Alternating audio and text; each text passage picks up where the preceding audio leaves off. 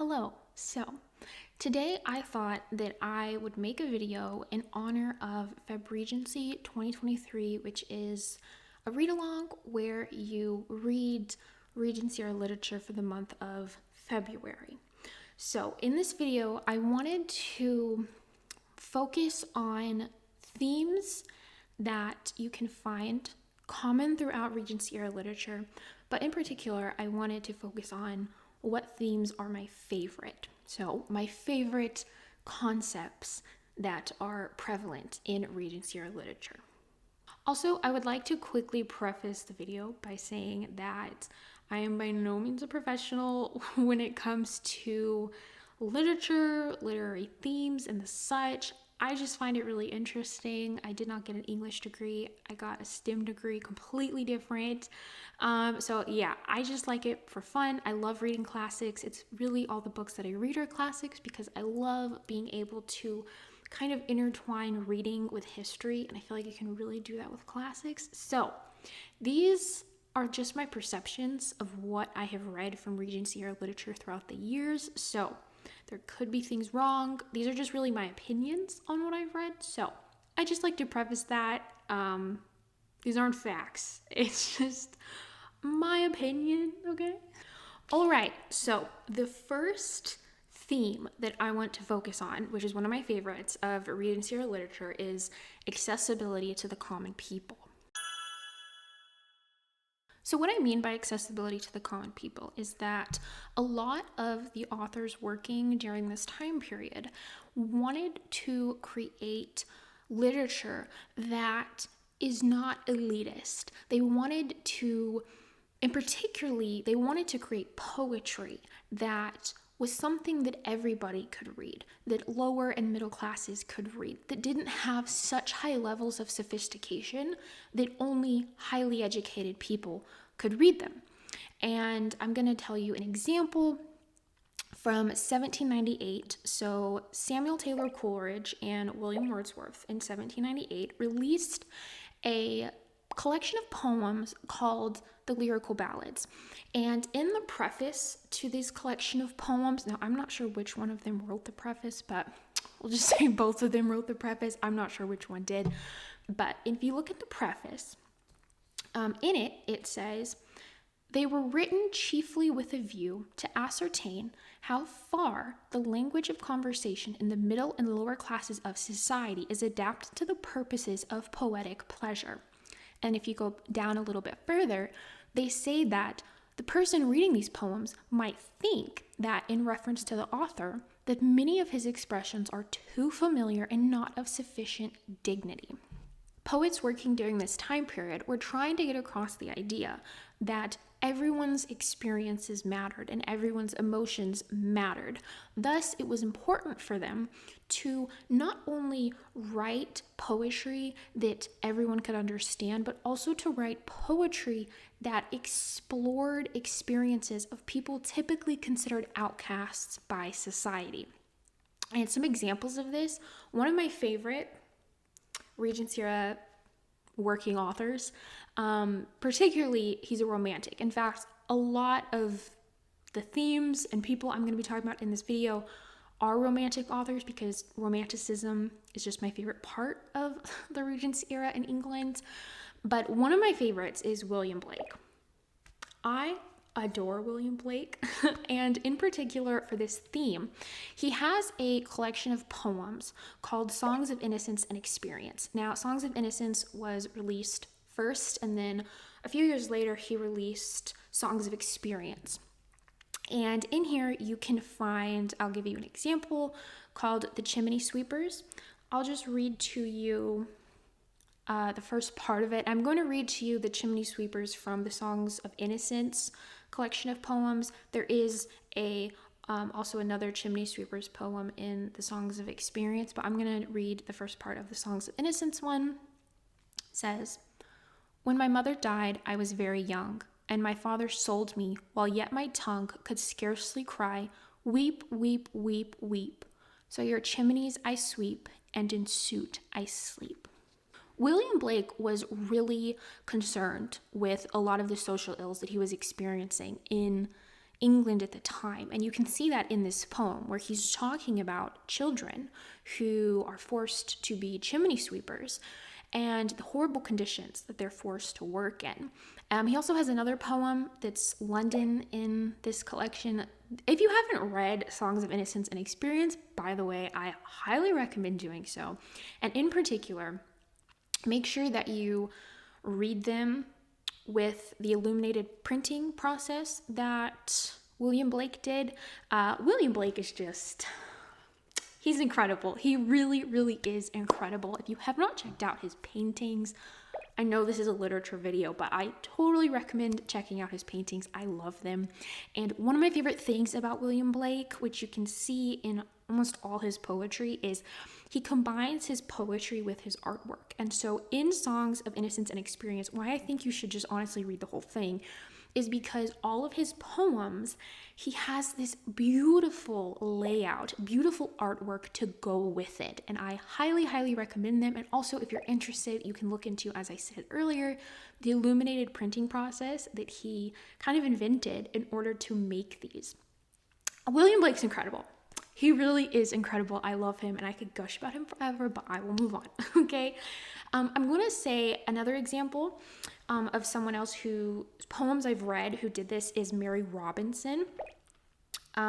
Some examples of hers that I've read, she has a lot, honestly, but some examples are London Summer Morning, The Old Beggar, The Fugitive, The Alien Boy, and The Widow's Home. Now, if I were to recommend one of these for you to read, if you're interested in this theme and you haven't read Mary Robinson before, now, of course, I recommend all of the ones I just mentioned because I think they're all good and I love Mary Robinson, but I guess in particular, my favorite out of the ones I mentioned is probably The Alien Boy.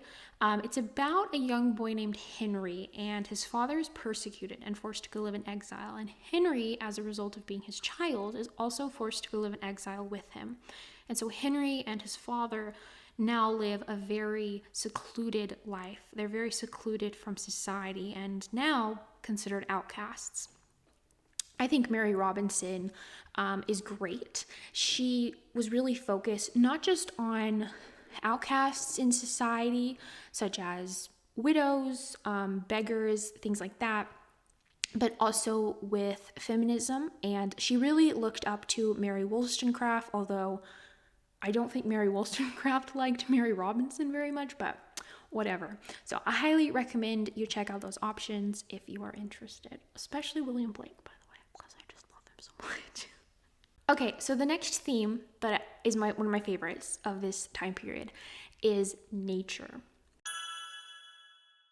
Now, this one I have so many examples for because obviously, as the Romantics were out and about during the Regency era, they loved nature. And from my readings, I feel like there are kind of two reasons that a lot of romantics focus on nature and use nature in their poetry. I'm really going to be focusing on poetry for this section, although I guess I focused on it for the last section too. But the first reason that I think that they use poetry a lot is they kind of use poetry to help explain their feelings, because a lot of these poets were very, very passionate and had really intense emotions, and kind of the grander scale of nature helped them really explain the way that they felt about things. And I'm going to give you an example. I have to get my book. Okay, so I'm going to give you an example from John Keats called Bright Star. I love John Keats, by the way. I mean, I basically just love everyone that I'm mentioning in this video, but I'm going to read to you Bright Star. Should I just read the whole thing? It's not very long, so maybe I will just read the whole thing to give you an example of what I'm talking about. Bright Star, would I were steadfast as thou art, not in lone splendor hung aloof to the night, and watching with eternal lids apart, like nature's patient sleepless eremite, the moving waters at their priest-like task of pure ablution round earth's human shores, or gazing on the new soft fallen mask of snow upon the mountains and the moors. No, yet still steadfast, still unchangeable, pillowed upon my fair love's ripening breast, to feel forever its soft fall and swell, awake forever in a sweet unrest. Still, still to hear her tender taken breath, and so live ever, or else swoon to death. So in this poem, we see him talking about a bright star, so the sun. And he's talking about qualities of the sun and using those qualities to explain how he wants his love to be. Now, I think this poem in particular was written to the love of his life, Fanny. I think Fanny released it after his death in one of the letters that he had written to her. And so he's talking about how he wants his love for Fanny to be, and he's using the sun to explain that. So the qualities that two qualities that he's mentioning in the sun is he says, steadfast as thou art. So the sun is always there. It's not changing. It's a constant in our life, and he wants his love for Fanny to be constant. But then he also mentions that not in lone splendor hung aloof to the night. So unlike the sun, who is far away from us, he does not want to be far away from Fanny. So he wants his love to be constant like the sun, but not far away like the sun. And this, I think, is just a good short example of what a lot of the romantics are doing with nature. The romantics, specifically William Wordsworth in particular, but really all of them, also really saw nature as healing for men, and that nature was essential in order for our spiritual and physical health. And this was also kind of combating the rising industrialization of England at the time, and you can see a lot of their discontent with this in returning to nature. So I have a lot of examples of some of my favorite poems that fit this theme. From William Wordsworth, you have the really popular I Wandered Lonely as a Cloud, but another one that I've read by him that I like is Lines Written in Early Spring that fits this theme. Also from Samuel Taylor Coleridge, which I really haven't read a lot of literature or a lot of poems from him, but two that I have read that fit this theme are Frost at Midnight and This Lime Tree Bower My Prison. And then John Keats, who the Bright Star poem that we just read was from, and who I love. He has a lot of examples, but some of my favorites are On the Grasshopper and the Cricket, On the Sea, The Human Seasons, and To Autumn. Percy Shelley has Ode to the West Wind, To a Skylark, and Mont Blanc. I also have not read a ton of Percy Shelley. I've really only read some shorter poems by him. I haven't read any of his long poems. Another example is Charlotte Smith. She has Far on the Sands, The Sea View, and Studies by the Sea. Also, William Blake has some. In fact, I'm going to mention some that were in the collection of poems I mentioned earlier, so in the Songs of Innocence and Experience, and those are The Lamb and the Tiger, which I really like these poems because the lamb he's using to showcase the gentle qualities of God, and then the tiger, which is the contradicting poem in Songs of Experience, he's using to show the fierce-like nature of God. And then another poem in that collection I love is A Poison Tree. I also thought I would quickly read to you a little section of Childe Harold's Pilgrimage by Lord Byron that I think kind of gives a sense of the way that they felt connected to nature. And I'm just going to do a few lines because we already focused so long on the bright star. So I'm just going to do a few lines here. To sit on rocks, to muse o'er flood and fell, to slowly trace the forest's shady scene, where things that own not man's dominion dwell. This is not solitude. 'Tis but to hold converse with nature's charms and view her stores unrolled. And then in the following stanza it says, but midst the crowd, the hum, the shock of men, to hear, to see, to feel, and to possess. This is to be alone. This is solitude.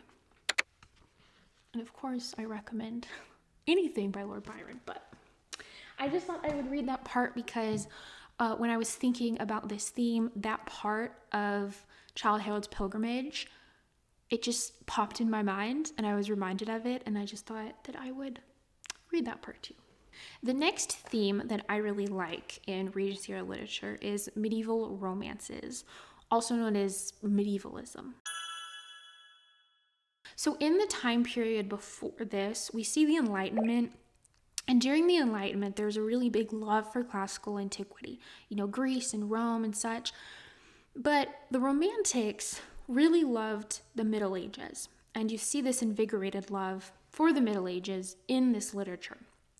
I know that Sir Walter Scott, I have never read anything by Sir Walter Scott, but Sir Walter Scott, who also, not that historical fiction had been written before this, but he kind of really set the foundations for the historical fiction genre. And one of his stories, I believe it's Ivanhoe, is written in the Middle Ages. I think that it is about a Saxon knight who is loyal to a Norman king and I think falls in love with a Norman lady or something like that. I have not read Ivanhoe.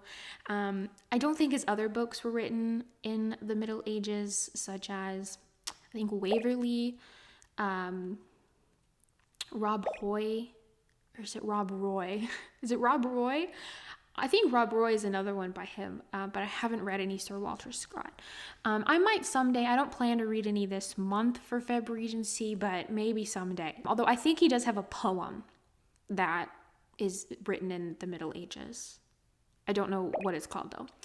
But the reason that I wanted to put this theme in here, even though I haven't read too much that includes this, the reason I wanted to include it is because there is a poem by John Keats that I really love that fits this theme.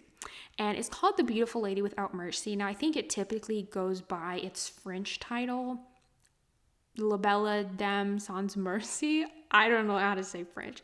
I think that's what it typically goes by though, but I really, really like this poem. It's basically about, when the poem starts, we find a knight who is very sad. It seems very miserable, and he starts to explain what has happened to him that has caused him to be in this state. And we find out that he was kind of bewitched by this beautiful lady who has now abandoned him, and she has bewitched kings and princes in the past. And I really like this poem, and I'll read to you a few stanzas from it to kind of give you an idea of how beautiful the poem is and kind of the medieval vibe that's kind of running throughout it, okay? Oh, what can ail thee, knight at arms, so haggard and so woe begone? The squirrel's granary is full and the harvest's done. I see a lily on thy brow, with anguish moist and fever dew, and on thy cheeks a fading rose, fast wither too. I met a lady in the meads, full, beautiful, a fairy's child. Her hair was long, her foot was light, and her eyes were wild. John Keats also has a poem on Robin Hood, which I really like as well. And then he has another really long poem that I have not read by him called The Eve of St. Agnes, which fits in this. Now, I don't think that, I might be wrong, but I don't think that it's about St. Agnes herself. I think that it's inspired by a legend that if you did something, I don't remember what it was, but if you do something, St. Agnes will appear and tell you who your future husband is. But it is definitely medieval inspired. So if you want to check out any of these medieval inspired poems or books, I highly recommend doing so, especially John Keats. I love him. So the last theme that I want to talk about is Gothic literature. Now, we're going to actually get into some more novels here, and I haven't really read too much Gothic literature, but I find this theme really fascinating, so I had to mention it. Obviously, we're seeing in the Regency era, we're seeing Gothic literature really have its foundations set in stone. We're seeing the kind of development of the genre in this time. And particularly we see it with Anne Radcliffe, who her most popular Gothic novel is The Mysteries of Udolpho, but she also has the Italian and a Sicilian romance. I have not actually read any Anne Radcliffe, but I had to mention her anyway because she really is one of the founding people in the development of the Gothic genre, so I had to mention her.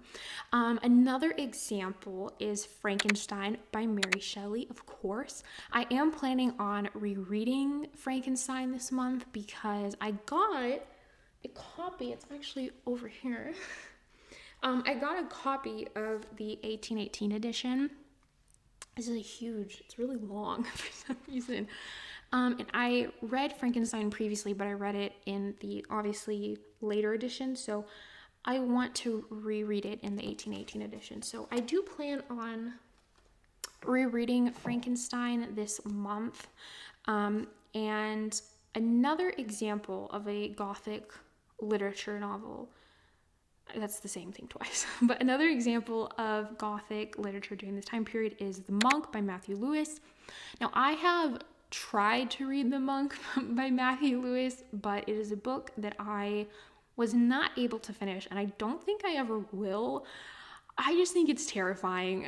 It's just kind of scary. It's too much for me. I couldn't bear to finish it, and I don't think I ever will. I think I'm not really a horror gal, so I don't know if I'll finish that. Which also leads to another Gothic novel during this time period called Melmoth the Wanderer by Charles Maturin. And this actually kind of fits with the previous theme of medievalism because Melmoth the Wanderer is inspired by a medieval legend about a Jew who, when Jesus was on his way to the crucifixion, he mocked him. And as a result, Jesus subjected him to have to wander the earth until his second coming. So basically wander the earth forever. And this book takes inspiration from that. It's about, I have not read this book, by the way, so I might get this wrong. But it's about a man named Melmoth who makes a deal with the devil and to, I think, live for, I don't know if he wants to live for a long time or live forever, I'm not sure. But he basically is just miserable wandering the earth. And he goes about trying to find someone who will take places with him. He's trying to find someone whose misery exceeds his own, so they're willing to swap places and take his curse off of him that he's been given. Now, the book sounds really interesting to me, but the reason I am hesitant to read it, and I probably won't, is because I've heard that it's even more terrifying than The Monk, which I thought The Monk was really scary. Like, it was just too much for me at a certain point. So if The Monk was too much for me, I feel like Melmoth the Wanderer, I think I'm just going to have to accept that it sounds interesting, but it's just not a book that I will be able to read. Hello, this is Future Danny, interrupting the video to tell you about something that I forgot to mention while I was filming, and I just really like it, so I wanted to at least put it in somehow. And that is Anne Radcliffe's response to books like The Monk by Matthew Lewis. Matthew Lewis claimed to be inspired by Anne Radcliffe, and I think Anne Radcliffe was a little horrified by that. And so she wrote on the supernatural in poetry as a response. And I highly recommend you read it. It's not too long. I'll leave a link to it in the description where you can read it for free. And she basically talks about the difference between terror and horror, and how terror is meant to capture the sublime, whereas horror does not. And I really liked this because the Romantics were also trying to capture the sublime. So seeing Anne Radcliffe talk about how terror Gothic is meant to capture the sublime was really interesting to me. Frankenstein by Mary Shelley would also be considered terror Gothic, just like Anne Radcliffe's novels, whereas The Monk and Charles Maturin's book would be considered horror Gothic. And she talks about the difference between the two On the Supernatural in Poetry. So again, the link is in the description to that if you would like to check it out. Now, I do have a poem example for this. I just have one. I do think Samuel Taylor Coleridge, I've heard, has, well, I'm not sure if he has Gothic inspired poems as he more so has supernatural inspired poems. Like I think Christabel, and there's a rhyme at Ancient Mariner or something like that. I think those are have supernatural elements, but I haven't read any of those. But one poem that I have read that is definitely Gothic inspired, which really goes to show this love for Gothic literature wasn't just limited to novels. It really also does cross over into poetry. And the example that I have is The Haunted Beach by Mary Robinson. I love this poem. It definitely has a Gothic feel to it. It takes place on a beach, and it's about a fisherman who lives in solitude in a haunted hut, as it's described, on this beach. And it gives a lot of descriptions in the beginning about this gloomy nighttime beach setting with this haunted hut. But then we're taken into the haunted hut, kind of, and there's a sailor who is lying murdered on the ground with, I think, 10 or 12 gashes in his head. And the fisherman has murdered this shipwrecked sailor.